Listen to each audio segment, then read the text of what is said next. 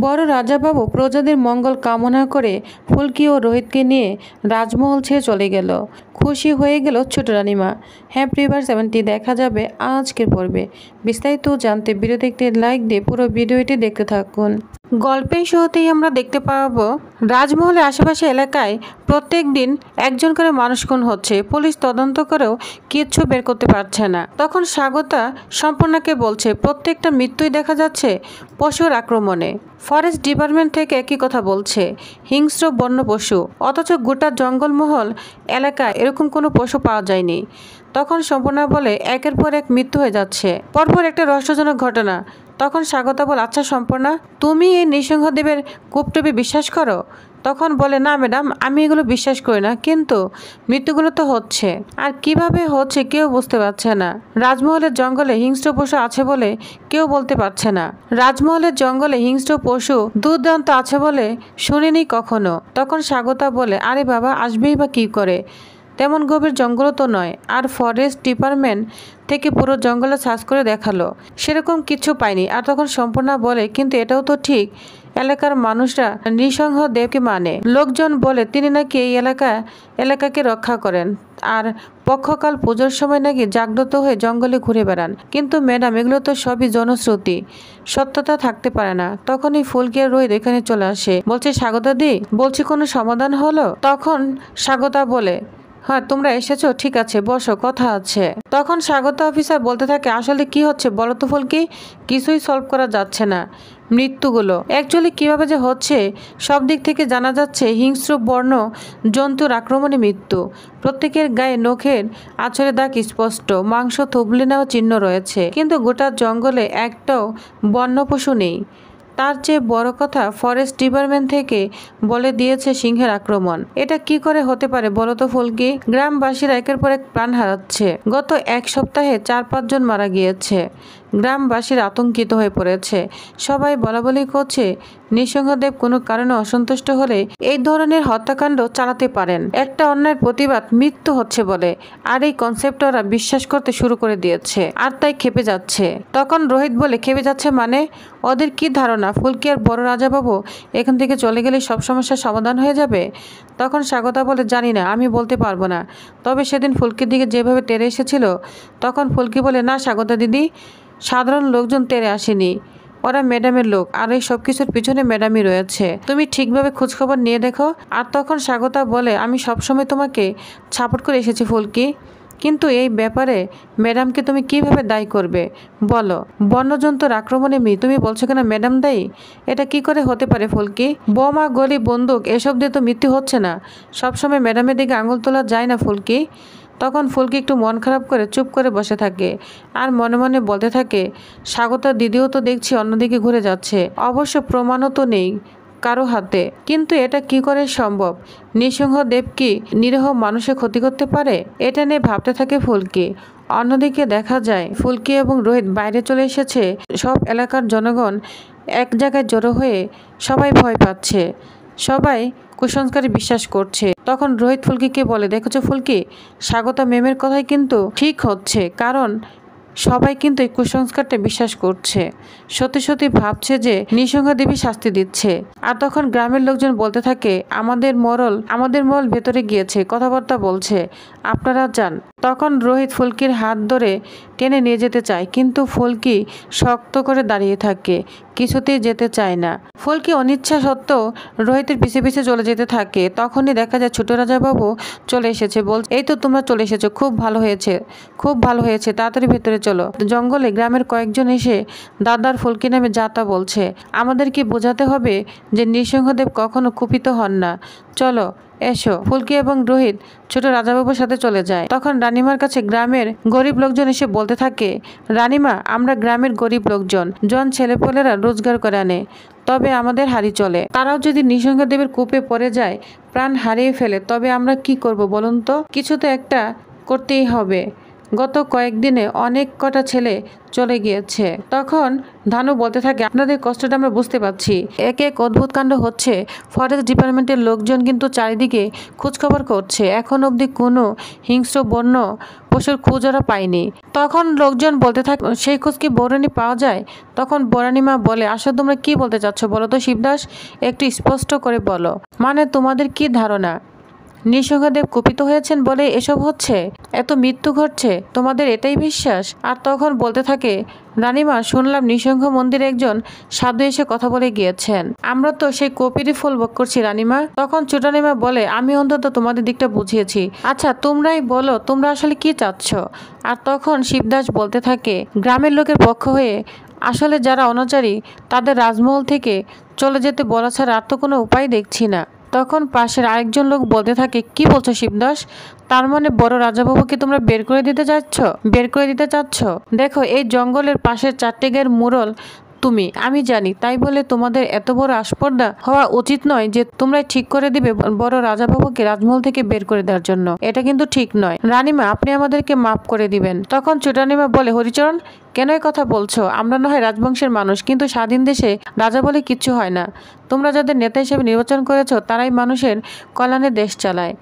এই অঞ্চলের আশেপাশে মধুশ্বর, চন্দনগুড়ি, বেলাপুকুর যে কটা গ্রাম রয়েছে তাতে অন্তত 5 জন গত কয়েকদিন মারা গিয়েছে বন্যপশুর আক্রমণে, সম্ভবত সিংহের আক্রমণে। তবে ফরেস্ট ডিপার্টমেন্ট না এখন অন্ধ, কোনো বন্যপশুর খোঁজ পায়নি। সেক্ষেত্রে এই যে হত্যাকারী চলছে সেটা তো নৃসিংহদেবের কপি বলা যেতে পারে। এটা তো কথিতই আছে যে অঞ্চলে নৃসিংহদেব জাগ্রত, মানুষকে পাপে সাজা দেন। তখন ফুলকি বলে, কিন্তু ম্যাডাম এই নিরীহ গ্রামের মানুষগুলো কি এমন পাপ করতে পারে বলুন তো? তখন রানীমা বলে, তারা পাপ করেনি ফুলকি, পাপ করেছেন আমাদের রাজা। আর সেই রাজাকে যে এনেছে তাদের অনাচারের জন্য সাধারণ মানুষ ফল ভোগ করছে। এটা লজ্জার বিষয় যে সিংহাসনে বড় রাজাবাবু কিছুক্ষণের জন্য বসলেন, যে অধিকার নিয়ে তিনি আরতি করলেন সে কিসের অধিকার? মানুষকে রক্ষা করার সুবাদেই তো উনি রাজা, তাই না? তখন ফুলকি বলে, ম্যাডাম আপনি একদিকে বলছেন যে স্বাধীন দেশের রাজা হয় না, মানুষজন যাকে নির্বাচন করে সেই প্রতিনিধি হিসাবে দেশ চালায়, আবার অন্যদিকে বলছেন যে এলাকার রক্ষা রাজাই করে। আচ্ছা ম্যাডাম, আপনার কোন কথাটা ঠিক ধরবো বলুন তো? মানে আমি যদি ধরেও নেই যে আপনার প্রথম কথাটা ঠিক, তাহলে তো দেখতে হয় পাপটা আপনিই করেছেন, কারণ জনপ্রতিনিধি আপনি। যা শুনে ছোট রানীমা তো অবাক হয়ে যায়। ফুলকি আরও বলে, আমার বাবা তো নিজের ইচ্ছে সিংহাসন ছেড়েছে আর আমি সেখানে বসেছি, এতে তো কোনো পাপের কারণ নেই। আপনিই তো বলেছেন এটা তো একটা অনুষ্ঠানের মতো, অথচ আমার বাবাকে এসে একজন সাধু বাবা অনাচারী বলে চলে গেলেন। তখন বড় রাজাবাবু প্রজাদের সকলের সামনে বলে, ঠিক আছে আমি না হয় আরতি করব না, তাহলেই হবে তো তোমাদের? আর তখন ফুলকি তার বাবাকে বলতে থাকে, না বাবা, তাতে ম্যাডামের কি হবে বলো তো?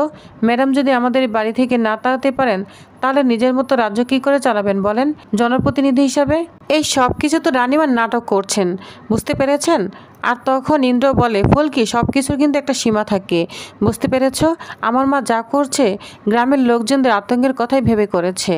আর তখন রোহিত বলতে থাকে, হ্যাঁ ভাই ইন্দ্র, তোমার মা যা যা বলেছেন, যা যা করছেন, নিঃসন্দেহে সব আতঙ্কের কথা ভেবেই বলেছেন, মানছি, কিন্তু উনি যা বলছেন, যা করছেন সবই তো এই বড় রাজাবাবুর দিকে ইঙ্গিত করেই করছেন। যেহেতু ফুলকির বাবাকে অনাচারী বলছে, সেটা ঠিক হচ্ছে বলে মনে হচ্ছে তোমার?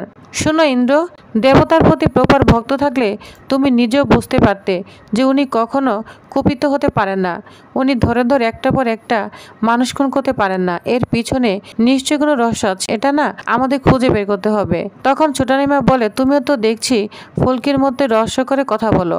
আমি শুধু বলতে চাচ্ছি, একবার যখন নৃসিংহদেবের কূপ পড়ার কথাটা উঠেছে আর পরপর মানুষ যখন এভাবে বন্যপশুর আক্রমণে মারা যাচ্ছে, তখন ফুলকি আর বড় রাজাবাবুর তো নিচ থেকে বেরিয়ে যাওয়া উচিত, গিয়ে দেখা উচিত এটা আসল কিনা, এটা সত্যি কিনা। আর তখন ছোট রাজাবাবু বলে, দাদা এতদিন পরে ফিরলো, ফুলকি এতদিন পর নিজের মা বাবাকে ফিরে পেল, আর এখন ওরা চলে যাবে কেন? আর একটা ধারণার বসে শুধুমাত্র সাধু বাবা যে সাবধানী বাণী দিয়ে গেল সেটার জন্য? কোনো তো প্রমাণ নেই ওই সাধু বাবার। তখন রানীমা বলে, চমৎকার, তাহলে আর কি, নিরীহ মানুষগুলো এভাবে প্রাণ হারাক, তাতে তো কারো কোনো যাবে আর আসবে না। তখন ফুলকি বলে, ম্যাডাম আপনি এভাবে কেন বলছেন? আমরা কি ওনাদের কষ্ট বুঝতে পারছি না? আমরা শুধু এইটুকুই বলছি যে এই হত্যালীলা কিছুতেই নৃসিংহদেবের কোপের ফল হয়নি। তখন মুরল সাহেব বলে, যাই হোক একটা কাজ করেন না, আমাদের শান্তির জন্য রাজমহল ছেড়ে চলে যান না। তখন যা শুনে ফুলকি অবাক হয়ে যায় আর বলে, হ্যাঁ তাতেই তো গরিবের মঙ্গল হবে, কিছু মনে করবে না, কথাগুলো ভয় থেকেই বলছি। তখন বড় রাজাবাবু বলে, হ্যাঁ আমরা চলে যাব, এক্ষুনি চলে যাব, আর একটা কথাও নয়, আমরা চলে গেলে যদি রাজমহলের লোকদের মঙ্গল হয় তাহলে তাই হোক, আর কোনো তর্ক নয় ফুলকি আর রোহিত, চলো আমরা এক্ষুনি চলে যাব, তোমরা আমার জামা কাপড় এনে দাও, আমি আর এখানে থাকবো না। তখন বর্ণিমা বলে, তাহলে তুমি যাবে কেন? আমিও তোমার সঙ্গে যাব। তুমি একা যাবে কেন? যা শুনে ছোটানিমা বলে, সর্বনাশ, দিদি চলে যাওয়া মানে তো দিদির সম্পত্তি থেকে রোজগার চলে যাওয়া। তখন ছোটানিমা নাটক করতে থাকে, বলছে, দিদি তুমি কি ভাবছো আমি দাদা ফুলকিকে তাড়িয়ে দিচ্ছি? এই ব্যবস্থা কি বরাবরের জন্য নাকি দিদি? না না, একবার নৃসিংহদেবের খুব শান্ত হোক, একবার মহাপূজা শেষ হোক, তারপর অবস্থা বুঝে ব্যবস্থা করা যাবে দিদি। আমি তোমাকে কিছুতেই যেতে দেব না, তোমার বোনের কাছেই ছিলে, সবসময় থাকবে, এখনও থাকবে। তুমি কথা দাও তুমি আমাকে ছেড়ে যাবে না, কোথাও যাবে না। তখন ফুলকি অবাক হয়ে ছোট রানিমার দিকে তাকিয়ে শুধু দেখছে। তখন রোহিত বলে, আপাতত চলো, এই রাজমহলের বাইরে গেলে না আমাদের ভাবতে একটু সুবিধা হবে, চলো নবাবগঞ্জে যাই, যে দেখে কি করা যায়। তখন আদিত্য তার মাকে বোঝাতে থাকে, বলছে, মা দেখো না বাবা খুব কষ্ট পাচ্ছে, তুমি লোকজনদেরকে বোঝাও না, আমার মনে হয় না এটা নৃসিংহদেবের কোনো কোপ হতে পারে। তখন সোনাইমা বলে, তোমরা অনেক শিক্ষিত তো, তোমরা এটা বুঝতে চাও না, নৃসিংহদেবের নীলা খেলা না কোনো ঘটনা বা যুক্তি দিয়ে বোঝানো যায় না, বুঝতে পেরেছ? তোমাদের এটা ব্যাখ্যা করে বোঝানো যাবে না, যা হচ্ছে না সবার মঙ্গলের জন্যই হচ্ছে। হ্যাঁ, ওরা চলে যাওয়ার পর যদি কোনো কেউ প্রাণ না হারায় তাহলেই তো বোঝা যাবে সাধু বাবা যা বলেছিল সেটাই ঠিক। তখন ইন্দ্র বড় রাজাবাবুর কাপড় চোপড় নিয়ে আসে। তখন বরানিমা বলে, কী ব্যাপার ইন্দ্র, তুমি আমার কাপড় চোপড় নিয়ে আসলে না? তখন বড় রাজাবাবু বলে, না না, তুমি আমার সঙ্গে যাবে না, তুমি এখানেই থাকবে। রাজমহলের বাইরের জীবনে আমি থাকতে অভ্যস্ত হয়ে গিয়েছি, আমার আর রাজমহলে থাকতে ভালো লাগে না, কিন্তু তুমি সেইভাবে অভ্যস্ত নও, বুঝতে পেরেছ? তাই তুমি এখানেই থাকবে। কে বলতে পারে একদিন হয়তো এই রাজমহলের প্রজারাই আমাদের আবার ফিরিয়ে আনবে রাজমহলে। চল ফুলকি, এখানে আর এক মুহূর্তও নাই। তখন ফুলকি ছোটানিমাকে বলে, ছোটানিমা এবার তো আপনি খুশি? তখন ছোটানিমা বলে, ফুলকি তুমি আমাকে ভুল বুঝছো, আমি কিন্তু তোমাদের তাড়িয়ে দিচ্ছি না। তখন ফুলকি আর কোনো কথা না বলে বড়ানিমাকে বলে, মা এবার আমরা আসি, তুমি চিন্তা করো না, আমি বাবাকে দেখে রাখবো। তবে যাওয়ার আগে একটা কথা বলে যাই, যদি জানতে পারি না নৃসিংহদেবের এই কোপটা মিথ্যা বানানো, তাহলে কিন্তু এই ফুলকি দাস আবার আসবে, সে দেয়াল ফুঁড়েই হোক আর মাটি ভেদ করেই হোক। যা শুনে রানীমা তো অনেক অবাক হয়ে যায়। তো প্রিভিয়াস, তাহলে আপনাদের কি মনে হয় এবার ফুলকি কি পারবে এই রহস্যের ভেদ উন্মোচন করে ছোট রানীমাকে উচিত শিক্ষা দিতে এবং তার বাবা বড় রাজাবাবুকে আবারও মহলে সসম্মানে ফিরিয়ে আনতে? তো আপনাদের কি মনে হয় অবশ্যই জানাবেন। তো নেক্সট আকর্ষণীয় পর্বটি পেতে অবশ্যই আমার সাথেই থাকুন। ধন্যবাদ।